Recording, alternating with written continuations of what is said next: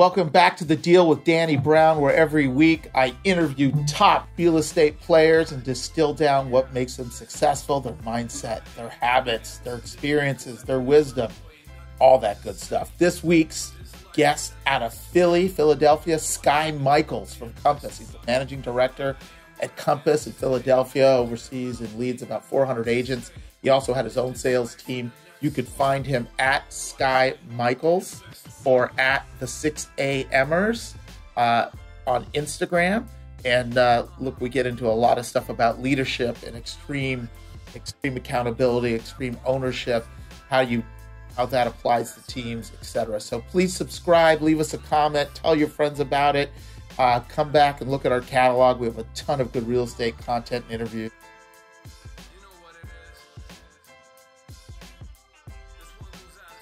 Welcome, ladies and gentlemen, back to The Deal. I'm Danny Brown. Today's guest all the way from Philly, Skye Michiels. Good to see you, Skye. How are you?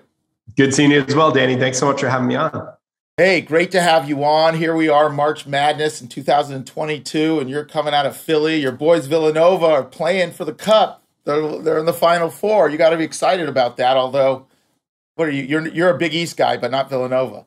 Yeah, I tend to wear the color orange. I'm a Syracuse Orangeman, class of '99. We had some great Big East battles. I missed the Big East, but at the end of the day, I'm a Philly guy through and through, though.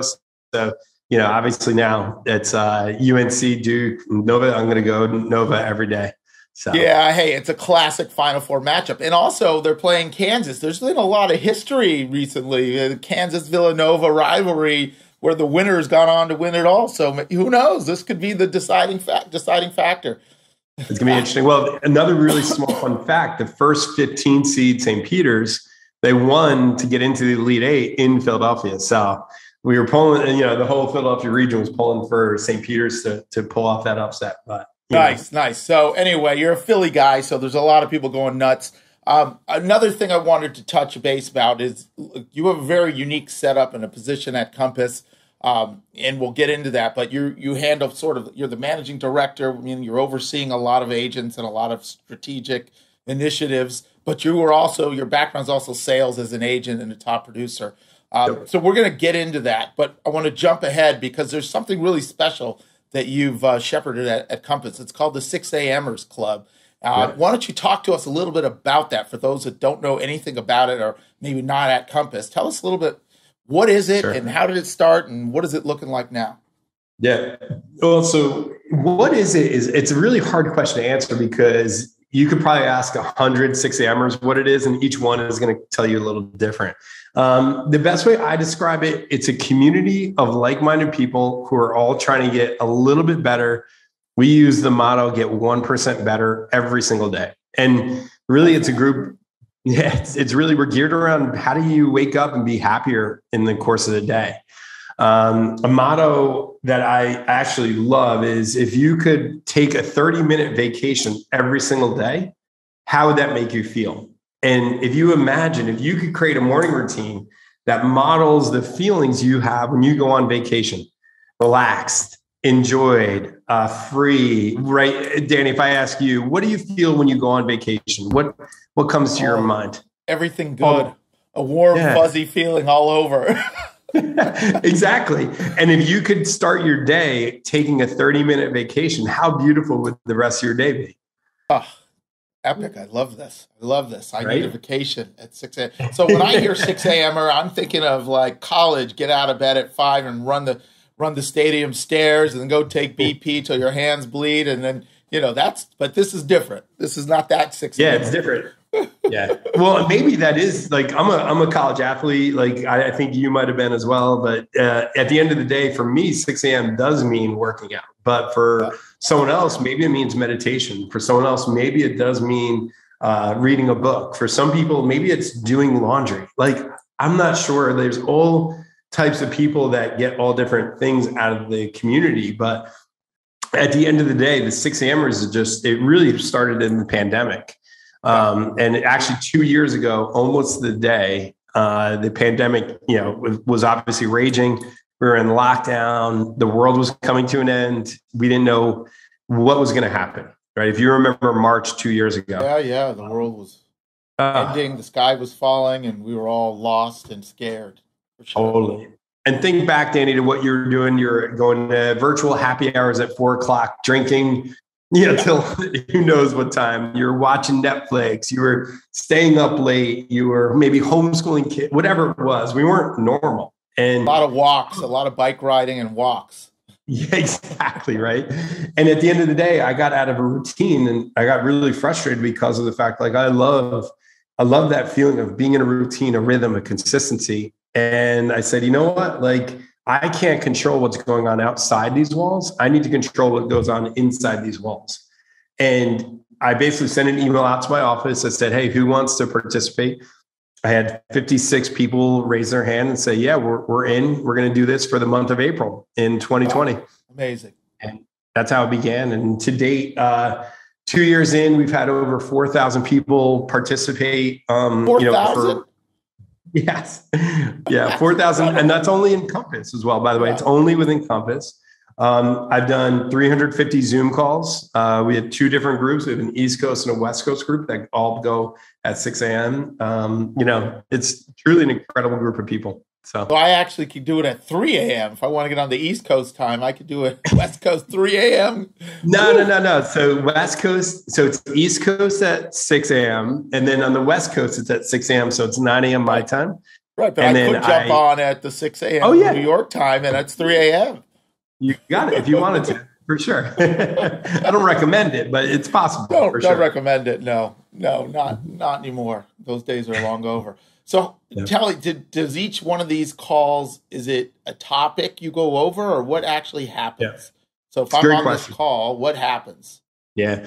So the very first call, so basically each month you have to sign up to participate, and mainly just so I'm not spamming people that aren't interested. So I want people to say, hey, this is the month I want to participate in. And basically Monday, Wednesday, Friday, I'll post a question of the day in Workplace, right? Our internal Facebook group. People respond to that. On Tuesdays and Thursdays, I do a Zoom call. The first Zoom call of the month, we set a 1-word intention. So what is your 1 word that captures your intention for the month? So actually we'll play along right here, Danny. Like, if I were to ask you for the month of April, if you had to come up with 1 word to capture your intentions for the month of April, what would it be? Energy. Boom. So you would write the word energy down, and every day you're going to look at that word and it's going to fuel your month of April. After that, every other Zoom call is us interviewing. I interview a really dynamic, exciting, motivational person, either in Compass. Most of the time they're in Compass, but sometimes they're outside of Compass as well. So that's it. Really fast. So it's a daily thing. It's a Monday through Friday thing. Yeah. The mindset is like, we can be with you. I'm going to this. I'm going to have to get on this. I know. Alexis, remind me to make sure we got to set me up with this. So now that we've gotten that out of the way, why don't we talk a little bit about what's going on in Philly and the Phillies market? I'd love to get a snapshot of every market. What are some of the key high-end sales? What's the sort of overall narrative of what's happening? I know most markets are probably, a lot of similarities, but I'd love to get the insiders, boots on the ground take on the Philly market. And I know that there's city, there's suburban, there's a lot to that market. But correct. Yeah. Walk us through that a little bit. Yeah. I mean, if I were to, it's probably similar to most people listening to this right now. Our market is experiencing historically low inventory rates. We average about a 1.5 month inventory in the city. Outside the city, we are even a little bit lower than that. And it's insane to just see some of the transactions that are taking place as far as the bidding wars and things that people are doing in order to win properties. For our agents, at the end of the day, though, we're just preaching consistency. We're preaching relationships, and we're also preaching creating the inventory, right? There's a lot of shadow inventory in the sense that you have sellers who want to sell, but they're not sure where to go or whatever the case might be. And what we're trying to coach to is that shadow inventory, there are solutions to the problem. You just got to go out and you got to find the solution. So for example, a seller wants to sell their home, but they're not sure where they want to go. How can we leverage private exclusive to put the property on the market and say, hey, we're only going to let people in who can give us a rent back or a 6-month closing date, right? And then they're comfortable moving forward, but because they're not going all into the market, they're just dipping their toe in and seeing. That's just a small example. So our job as agents, we want to create inventory, right? If we create inventory, then this is a great market. If we don't create inventory, it's a bad market. So a lot of it just goes back to perspective. Like, how do you view this market and how are you going to approach it? That's such great advice, because I talk to people all the time, and that's the first thing they say. There's no inventory. This market's killing me. And it's like, okay, we can't control that. But what you can do is get creative and do what you're suggesting is go find the inventory and figure out solutions to the challenges. And it doesn't mean all of a sudden that you're going to have 5 great listings on the best street to sell. But if you can figure out your way through the maze, you may come up with a deal or 2 or 3. And that deal or 2 or 3 can make a big difference in your quarter or your year. And rather than just like, oh, no, woe's me, there's no inventory, this market sucks. Like, okay, we get that. It's been that way for 10 years now. And I love that you're doing something about it and getting creative. What are some of the high-end, hot areas in Philly for a family to buy a house? Yeah. So and what does that house, what's the price range of those houses? Sure. Philadelphia is, I call it a very manageable city to live in. If you picture our 2 closest competitors, you have New York City and you have DC. The price of a home compared to New York City or DC, it's much more affordable to live in the city of Philadelphia. Our higher end market, our high end market is anything over $1 million. So we're not like anywhere near the New York or DC prices. But at the end of the day, you can get a really solid, brownstone or single row home, single family home, in the upper 7s, 8s, 9s in what I call the 4 corners of the city. So Philadelphia was built around squares. You have Rittenhouse Square. William Penn is going back into history. Yeah, I love it. Give us some history, baby. Come on. Well, the city of Philadelphia was built around 4 main squares, and the squares were meant to be neighborhoods or green areas where people met. They'd had markets, they interacted, etc. And if you think back to the 1600s, this is a place where there was fresh air. There was, places where it was still sort of natural. And that's what he created in the city today. Philadelphia is a city of neighborhoods. Every single neighborhood in Philadelphia has a unique flair, a little bit of a cultural vibe that's a little different than the rest. And so when you're looking at buying in the city of Philadelphia, the first thing I always ask is, well, what is it you love to do? And what you love to do is usually where you're going to gravitate to for a neighborhood. So as far as family neighborhoods, we have a neighborhood called Chestnut Hill or Mount Airy. This is a little bit up into the northwest corner of the city, has a little bit more of a suburban feel to it, let's say. But in the city proper, we're seeing a lot of families stay within the city. Once again, this is a little bit of our inventory dilemma. In the past, in history, people would get married, they live in the city, and the minute they have kids, they'd leave. But there's been a lot of work and a lot of effort done at really improving the public school system and also providing other schooling alternatives that more and more families are actually staying and choosing to live in the city. And thus, once again, creating a little bit of this inventory situation that we currently are doing. So if I want to buy a nice row house in a neighborhood with a lot of great restaurants and art galleries and culture, what would be a neighborhood or 2 that you would recommend? And what would I expect to get? How big would the row house be? How much? Sure. You said it was like 600,000, 700,000, 800,000. What would that get me? Just so we can give context to people. For sure. So restaurants, art museums, it's sort of ironic, like the art museum or Fairmount neighborhood would be a really great neighborhood to purchase. If you've ever been to Philadelphia, the famous Rocky Stairs. It's basically my favorite movie. Of course, I remember those stairs. Right. So the art museum is the neighborhood that really is right next to the art museum. There's other famous museums that it encompasses. If you're looking to buy a 2,000 square foot row home there, you're probably up in the 8s and 9s. You could easily cross $1 million as well. But once again, you can get a very, very solid, 3, 4 bedroom, 2.5 bath, 2,000 square foot home, right in that 8, 9 million mark for sure. Got it. So under $1 million, you're living in a really nice property in a really nice neighborhood. Sure. Yep. All right, absolutely. Good. That gives us some flavor. So let's talk a little bit about you specifically. You grew up in the area, so why don't you walk me through where you grew up? Did you grow up in the city or outside the city, and what your parents did, and where you went to school? Orangeman, obviously, but how you got into real estate, and then we'll talk a little bit about what you're doing now. Yeah. Well, ironically, I actually grew up in upstate New York. So, yeah. So I grew up in upstate New York, but I was on the crew team in high school. And then when I went to college, I rowed at Syracuse University. So I was very familiar with Philadelphia from rowing. And I was graduated in 2000 with my master's degree from Syracuse, and I was going to be a teacher. So, for my whole life growing up, I grew up like lower middle class. Actually, we grew up probably lower class. Divorced parents, single mom, raised three of us.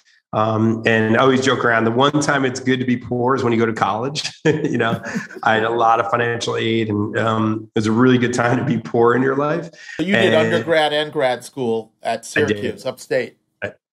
Yep. And I actually had a graduate assistant position for my master's degree. I was the women's basketball academic advisor. So I was in charge of the women's basketball team, making sure they passed all their classes, went to study table. I traveled with the team as well, which was really cool. So I would set up. You were a rower in college? Is that what your sport was? Your main sport? Whew, that's a torturous sport, man. I had buddies in college that rowed, man. They were talking about 6 a.m. They were already home at 6 a.m. They were rowing at 4 a.m., passing out, throwing up. I mean, those guys were beasts. Yeah. You're beast mode. No wonder. That's mental toughness, over the top mental toughness. It's a mental sport. It is. So you were planning for a life in education. Yeah, that was a path. I got a great job. I wanted to live close to New York, but not in New York, So Philadelphia, DC, Boston, those are the three cities. I got a great job at a great school district right outside the city. I lived in the city of Philadelphia, and I started teaching. And 1 year in, as a teacher, you look around and you're like, wow, I'm still poor. What grade level? College. What age level were you teaching? I was a high school history teacher. So, yeah. Yeah, it's great. It's fun. I loved it. I was having a blast. But at the end of the day, I still recognized I needed to get a second job in order to start to pay off my college loans, maybe start investing. Reality sets in. And as a teacher, you can see every year, I knew exactly what I was going to make the next year, the year after that, the year after that. So I knew I wanted to get a side job. And parent teacher night 2001. I always remember this was October 2001. I had a conversation with Bill Curry, a great guy, teacher. He was going to retire that year, 35 years of teaching. And I was telling him how much I loved teaching, but I was struggling because I wasn't sure how I was going to raise a family, buy a house, et cetera. And he's like, well, if I could go back and do it all over again, I'll go and get my real estate license, sell real estate part-time, and then teach full-time. And I never thought of it up until that moment. Next day, I go in. Never. I mean, I was going to be a teacher. Maybe I coach, crew, or I don't know. You don't know, right? So I go and I research real estate license, and I figure out you can do it in 4 weekends, 60 hours of coursework, all weekend, Friday night, Saturday all day, Sunday all day, 2 weekends in a row, 2 weeks off, 2 weekends in a row. And being the crew guy I am, of course, we're not going to do anything easy. Like, oh yeah, I got grind it out all day, all night. Yeah. Exactly. So I banged out my education. I got my real estate license, and I was a realtor. And I thought I was just going to sell, I'll do 3 to 4 deals a year and make some extra money on the side. And I got into it, and I'm a little competitive, I'll be honest, quite competitive. And I was actually pretty good at it. I connected with people easily, and I enjoyed helping people. And I had this great work ethic. So I didn't mind showing houses at 7, 8, 9 o'clock at night. And I did both for about 3 years until I was at the point where I was basically, I don't say this bragging, but I remember the day I made my salary in a month selling real estate, and I'm still teaching full time. I'm like, what am I doing? Well, Danny, when you grow up poor, all you're seeking when you grow up poor is stability. That's the dream you have when you're poor, is just to be stable. And then, so my whole life, you grew up just saying, all right, all I want to do is make sure I'm secure, right? Because life was really insecure.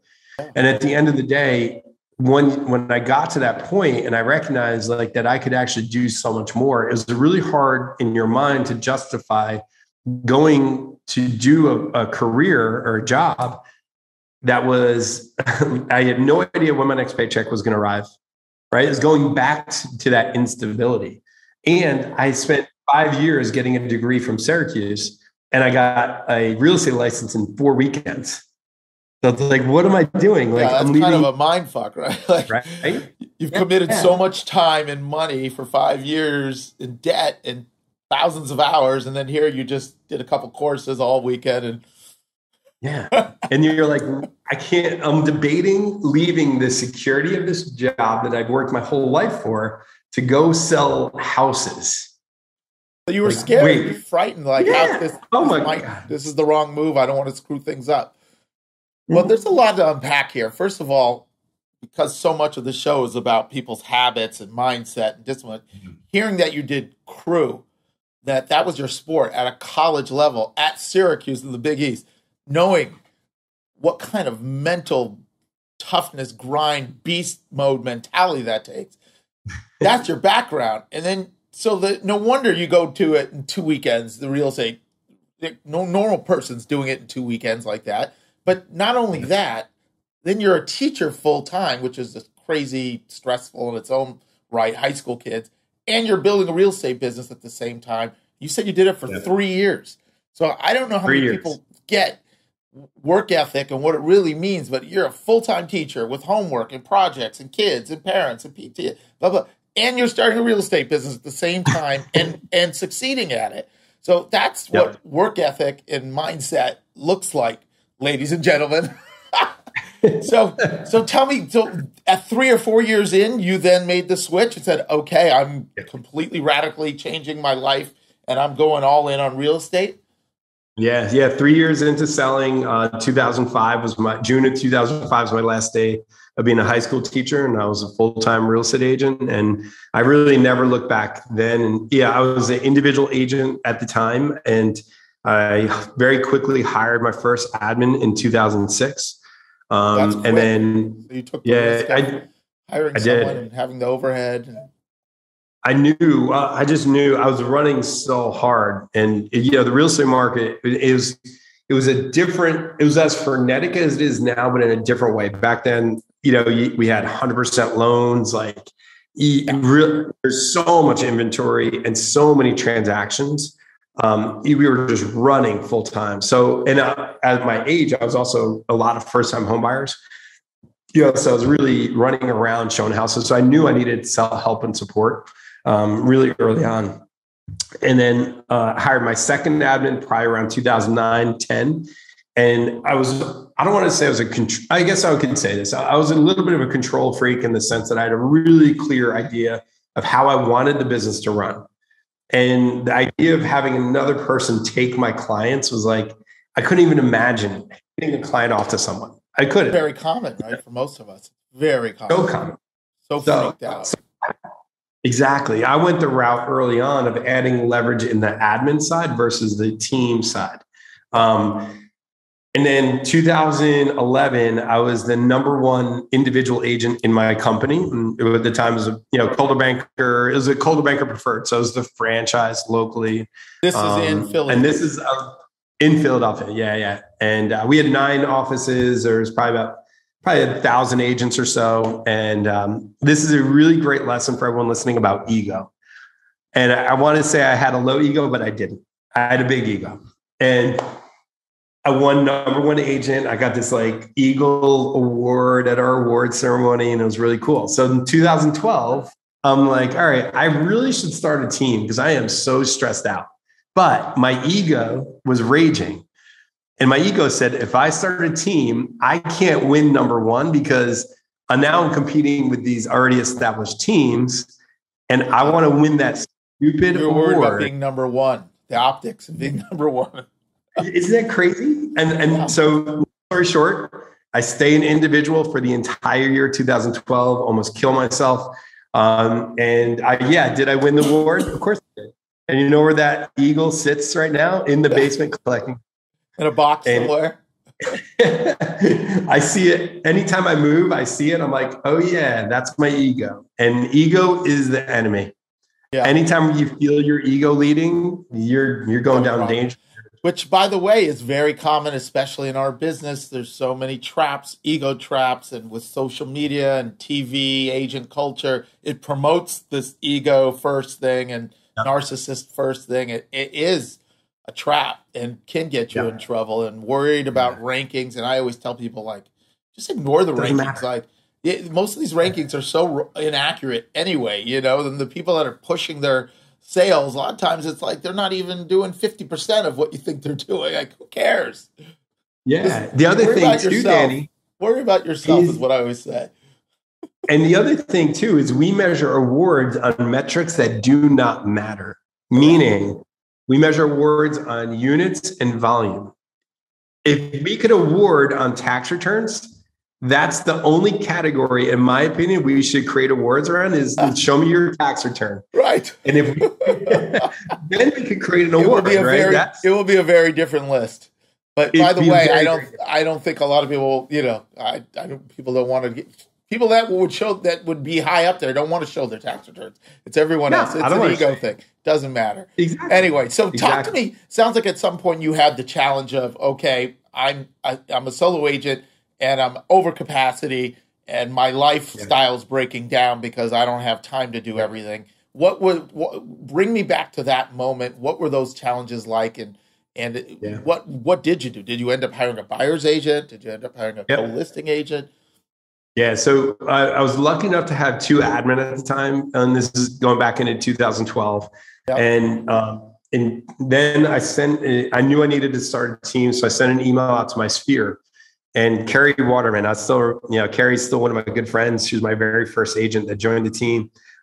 She emailed me back and she says, hey, I'm getting my real estate license. I want to join your team. And from there, I added about 3 other people pretty quickly, one of which was my sister as well, Eliza. And we started running the team. In 2013, it was Skye Michiels and Associates. And then I added the tagline, Real Estate with Heart. And Real Estate with Heart stood for, the word heart stands for caring, love, kindness, hard work, right? Like drive, et cetera. Like that person has a lot of heart. You got a heart. You know, if you're doing crew, you have heart. Yeah. Exactly. So it stood for a lot of things, but it was really, I was really fortunate to create that tagline because as I added more agents and as their business began to grow, the tagline very quickly became the name of the team. And once again, it's one of those things of the ego lesson comes into play. Sometimes your ego wants it all to be under your name and all about you, et cetera. And I understood at that point, I was trying to understand how ego plays into success. And ego should drive you, but it can't affect the way you treat other people. So I very quickly, 2015 or 16, we switched the team name out of Skye Michiels and Associates, and it became Real Estate with Heart. And that was how we ran it. So, yeah. So talk me a little bit about team members and how you utilize them, especially in the beginning. Were you bringing them on to deals because you had so many buyers or listings that you needed help with that? Or were they bringing in deals and you were helping them close? Is it a little bit of both? That's always something that comes up when people are building teams. Like, what exactly do you have those team members do? Yeah. So, the first thing you need to figure out is why you're bringing them on. So for me, my why was I wanted to bring people on who could handle some of the excess business that I couldn't get to. And then B, I wanted to also be the teacher I was, right? I wanted to be able to create a business that was scalable, that was great for the people on the team and great for me as well. So I made the decision very early on that all the agents who joined the team would be agents primarily. They could buy and sell. And one of the reasons being is that I didn't really want people to come in and out of my team.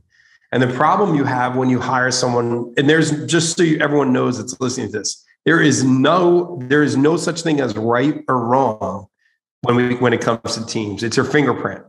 So whatever is good for you is your fingerprint. So this was my fingerprint. For sure. You got it. Exactly. And I really want to reinforce that. So anyone listening is like, oh my God, I'm doing it wrong. No, you're not. doing it your way. And yeah, maybe you can learn and tweak, but at the end of the day, you're doing it right as long as you are aware of your why and your purpose. So my purpose was to create a very stable team. I didn't want people coming and going. And the challenge you have when you have people who are just buyer's agents is that eventually they grow. And then you're faced with a decision. Yeah. Well, do I put them as a listing agent? Do I let them do buyers and sellers?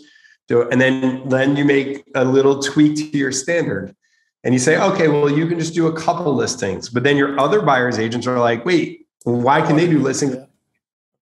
So I made the decision really early on that my standard for the agent was that they were going to be a full-time professional realtor who could buy and sell and do both ends of the transaction. And the reason behind that was I wanted to create stability. I didn't want the in and out, people coming and going, et cetera. So that was the whole rationale I had behind that. And honestly, it worked really, really great. And it's one of the things in business I'm the most proud of is creating a team where everyone was a contributor. We had just an amazing team culture, and it was people built just incredible businesses that they still run to this day. And are you still running or involved with this team, or have you now evolved into other things like managing partners? So why don't we talk about what is your business looking like today? Because I know you have a unique role where it's not just you and your sales team.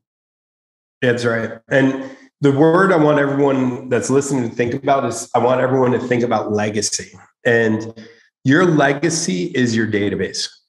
My CRM is my legacy. And at the end, so in 2018, I was running a 12-person team, 4 full-time admins, so 16 people in total. We were at Keller Williams. I was an original founding partner of a Keller Williams Market Center. It was really fun, great partners, really good friends to this day. And, I just was sort of looking for something different. And at the end, and Compass came into Philadelphia. A good friend of mine became the founding agent. And I'm making this a very short story, a lot longer.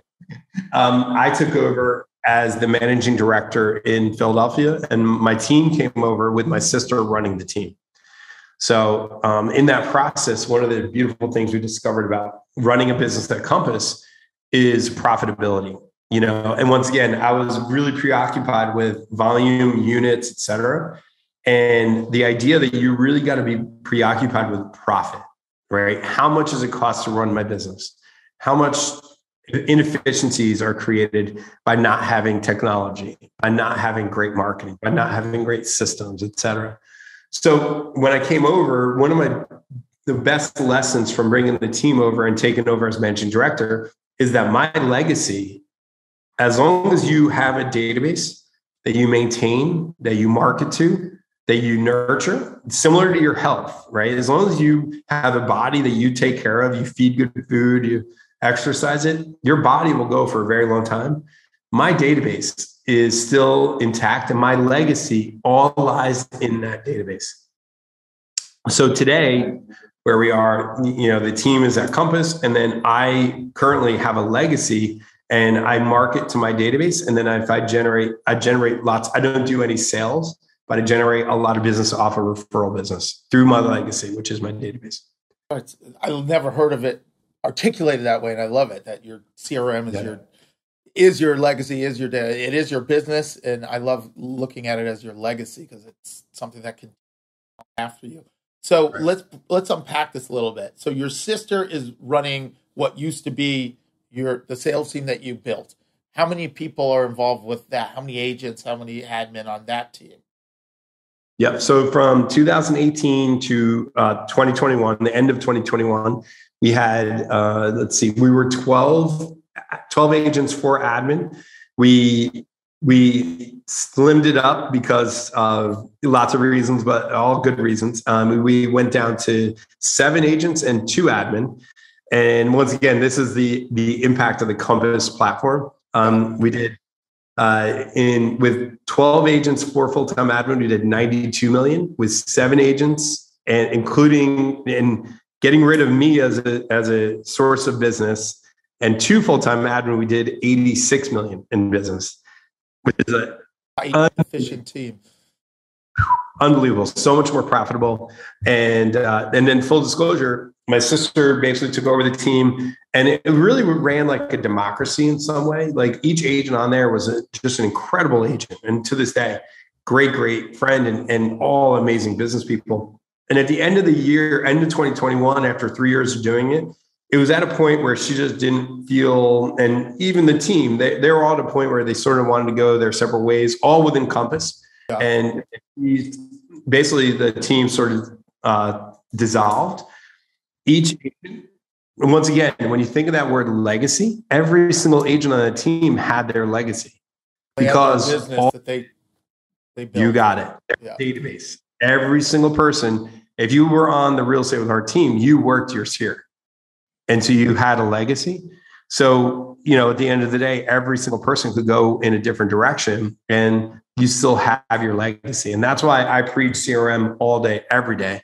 And it's so critical. I was really proud leadership for my sister because of the fact that she had a situation where she tried it, she didn't feel good about, and she made a leadership decision to change it. And it was really proud of her. And I'm really proud of all the team members. And the way we're still friends, and they're still all friends. And it just was, some went to some other teams, some went independent, and beautiful situation, to be honest with you. So all the team is sort of gone different ways, independent, started their own businesses at Compass. You've now pivoted, focusing slowly on managing Compass. How many agents are you overseeing, and what are your challenges in that role? Yeah, with so many people and so many opinions and emotions and needs. Yeah. Well, so the first thing is, so I managed 300 at the peak. I managed about 450 agents. I just recently was managing 325, and then just recently, about a week or so ago, I was named the head of agent development here at Compass. So now my job is even morphed into a national role where I'm actually in charge of creating curriculum, et cetera. And to answer your question, the piece of it that we do not teach anywhere, not just Compass, but anywhere, is leadership. And I studied leadership all the time. And I would read books, I would listen to podcasts, I would talk to people. And at the end of the day, I don't consider myself a great leader. I consider myself a leader who's constantly trying to learn. And I just recently did a 2-day leadership course down in Dallas. I truly believe that anyone on this call that is running a team or in charge of people, if you're not studying leadership, you're missing out. And ask yourself the question, when was the last time I learned about leadership, right? We learn about how do you pay an agent? What's the split? How do you do CRM? How do you market? But at the end of the day, this is a great line from that training. Leadership solves all problems. Crazy, isn't it? But why don't you enlighten us with a few tidbits of leadership, things that you feel are important in good leaders or leadership as it relates especially to real estate agents? Yeah. What would be something that we could pull some value out of? So I'll give you 3. The first one is, and it's, once again, this is all from a guy named Jocko Willenick, who I follow. Great. Jocko's amazing. So I just did beast mode. Yeah. Yeah. The first thing is extreme ownership. You have to own everything in your world. That doesn't mean you need to beat yourself up when things don't go wrong, but I am responsible for everything that happens within my organization, no matter what. And if every single person at every single level adopts that idea of extreme ownership, that's when you create great organizations. So that's number one. You have to own everything. And it's not to say that you have to exactly. I don't need to get in front of everyone and say, oh my God, I'm a horrible person. That deal went wrong because it's my fault. But what you have to say is, hey, where was my ownership in what went wrong? What can I do differently? How could I have explained that better? How could I have trained you better? And if everyone up and down the chain of command, so to speak, practices that, well, and then everyone owns every problem. So that's number one. It's one of my favorite concepts. So powerful. The second one blew me away. And I never thought about it until I heard him say it in person. Accountability is a crutch for bad leadership. Right? Yeah. And if you're listening to Danny's face, I'm gonna let that sink in. Right? So, and I had the same exact reaction because I was like, wait a minute, isn't my job as a leader to hold people accountable? And the way he explained it, if I'm running a really good organization and people are practicing extreme ownership, at the end of the day, my job as a leader is to be able to provide a vision and explanation and a direction where they hold themselves accountable. If I have to hold them accountable, I am not doing my job as a leader. And it was like this mindset shift. I'm like, okay, well, whoa. that is brilliant. I love hearing that. So extreme ownership, and you're not wanting to be the person micromanaging accountability. You want to be able to teach individuals in the organization to take on their own accountability. I love it. And everyone's looking up and down, and everyone's, the ultimate team player. That's that mindset of being an ultimate team player. What can I do to make everyone around me better? That Magic Johnson, captain on the floor mentality, but applying it to business and a business team and real sense. Love it. That's so succinct. So, I gotta write that down. And Jocko has so many nuggets. He's a Navy SEAL, right? He's a elite Navy SEAL. I mean, the epitome of an elite Navy SEAL, like at the highest elite level. And maybe he'll run for president one day. Well, and it's funny because you think of the other concept that I loved, and I could go on and on about it, but the silent leader is the best leader. And it was a concept of, I think sometimes we think of Navy SEAL and we think of like these guys like yelling in the sand and, and as he's explaining like sort of the laws of combat and everything along those lines, he said, at the end of the day, it's the leader that doesn't need to say anything and things happen that are the best leaders. If I'm a leader and I'm yelling and screaming and in order to get stuff done, that's bad leadership. So it was like, thank you for that. That is phenomenal. Well, anything else you'd like to share, and any advice to real estate agents or leaders before we sign off? The floor is yours. If you feel like you got nothing left, that's good too. No. I always have something to say. I'm sure, 6AMERS crew, man. I mean, you'll just keep going. Well, I'll relate the extreme ownership into your business. Yeah. So for every agent on this call that's listening to this, if you find yourself complaining or if you find yourself in a negative space, you've got to take extreme ownership over your world. And you have to look in the mirror, and you can't say this market sucks. You can't say there's no inventory. You can't say fill in the blank. And at the end of the day, you have to look yourself in the mirror and say, I own this. I will get through this. I am going to go and create inventory. And the excuses we tell ourselves are just lies. So if you're telling yourself an excuse, a lie, whatever it is, fill in the blank, you're just lying to yourself, and you got to get over it. And you got to take extreme ownership over your future, because the reality of this world is that there are going to be fewer agents after this market ends, because it is a hard market. And you know what great leaders and great people do? They like hard things. I love doing something that's hard. So let's go. You are awesome. I'm ready to jump through the screen and hit somebody. You fired me up so bad. I love it. I mean, that is a sign of leadership and truth, and it really resonates with me, and I imagine it's going to resonate with a lot of people. It's like, you got to like the challenge and the fight. That's what it's about, and don't point fingers and make excuses. Extreme ownership and extreme accountability. I love it. I love it, man. Awesome, well, thank you for spending some time with us. If I get to Philly, I'm going to connect with you. Otherwise, I'll see you at the next retreat, or if you're ever in Cali, we'll connect. I'll put you on a surfboard and show you a good time. That'd be great, man. I'm looking forward to it. And I really appreciate what you're doing, Danny, as well. It's leadership as well. You're putting yourself out there. It's hard to produce content like this all the time. And I really encourage anyone that's listening to this to reach out to Danny and make sure you thank him as well. Oh, thank you. Thank you. Subscribe, leave a comment. We have tons of great interviews like this, but I appreciate it. You crushed it. Look forward to seeing you soon, man. Thank you. Thank you. Great job.